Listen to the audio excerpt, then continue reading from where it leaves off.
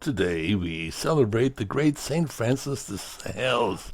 Daddy wanted him to be a lawyer so he could eventually take his place as a senator from Savoy in France, and so they sent him to Padua to become a lawyer. He received his doctorate, went back home, and instead told Mommy and Daddy that I want to be a priest, not a lawyer. His father was very upset, and only after much patient persuasiveness did Daddy finally say yes. Francis was ordained elected provost of the Diocese of Geneva. He set out to convert the Calvinists, and by preaching and distributing little pamphlets, he wrote to explain the truth about the Catholic faith. He became Bishop of Geneva at the ripe old age of 35. He continued to preach, however, hear confessions, and teach catechism. His gentle character was a great asset. He always said a spoonful of honey attracts more flies than a barrel full of vinegar.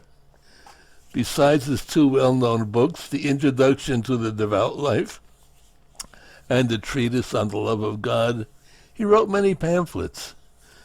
Because of this, he's been named the patron saint of the Catholic press. His writings are filled with a gentle spirit addressed to the people. He wants to make them understand that they too are called to become saints. As he said in his book, it is an error, or rather a heresy, to say devotion is incompatible with the life of a soldier, a tradesman, a prince, or a married woman.